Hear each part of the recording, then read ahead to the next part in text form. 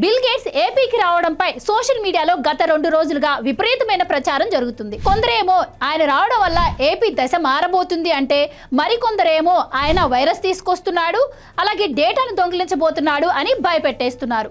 అసలు ఆయన ఇండియా ఎందుకు వచ్చాడు? బిల్ గేట్స్ అంటే కేవలం ఒక బిలియనీర్ మాత్రమే కాదు, ఆయన ఒక గ్లోబల్ బ్రాండ్. అలాంటి ఆయన అమరావతిలో అడుగు పెట్టారు అంటే ప్రపంచ దేశాలకు బలమైన సంకేతం వెళ్తుంది.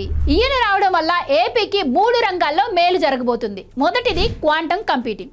మైక్రోసాఫ్ట్ 18,000 కోట్లతో అమరావతిలో క్వాంటమ్ వ్యాలీని ఏర్పాటు చేయబోతుంది. దీని ద్వారా ఇక్కడ లోకల్ యూత్ కి హైటెక్ ఉద్యోగాలు రాబోతున్నాయి. రెండవది సంజీవని హెల్త్ ప్రాజెక్ట్.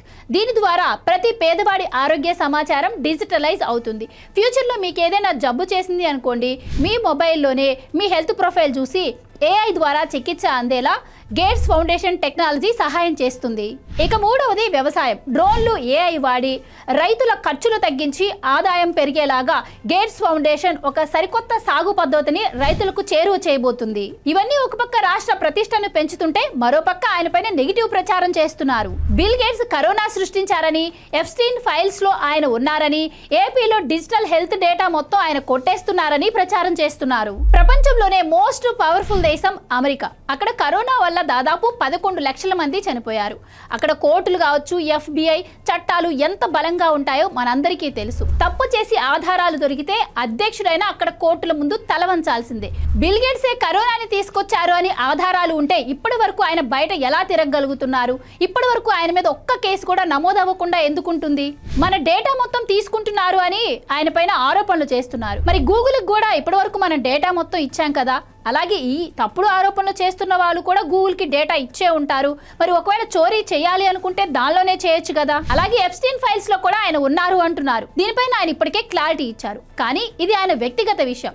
దాన్ని తీసుకొచ్చి ఏపీకి వస్తున్న ఇన్వెస్ట్మెంట్స్ కి ముడిపెట్టడం ఎంతవరకు కరెక్ట్? తన ఆస్తిలో 99% అంటే $40 బిలియన్ చారిటీకి ఇచ్చినటువంటి వ్యక్తి కేవలం మాస్కులు, శానిటైజర్ల కోసం స్కామ్ చేస్తాడా?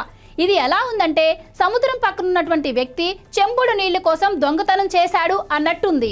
మీ అందరికీ గుర్తుంటే గతంలో కూడా రజనీకాంత్ గారు ఎన్టీఆర్ గారిని, చంద్రబాబు గారిని పొగుడుతూ కొన్ని కమెంట్స్ చేస్తే పనిగట్టుకొని ప్రచారం చేశారు.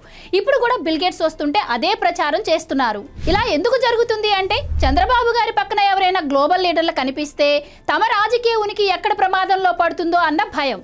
గతంలో అమరావతిలో పెట్టుబడులు పెట్టడానికి వస్తున్న యూట్యూబ్ అకాడమీ వాళ్ళకు కూడా తప్పుడు మెయిల్స్ పంపడం మనం చూసాం. మీ స్వార్థ రాజకీయాల కోసం ఇలా పెట్టుబడులు పెట్టడానికి వస్తున్న వాళ్ళని భయపెట్టడం, తప్పుడు ప్రచారాలు చేయడం, అది ఏపీకే నష్టం. ఏపీకి కావాల్సింది పెట్టుబడులు మాత్రమే, ఇలాంటి రాజకీయ వైరస్లు కాదు.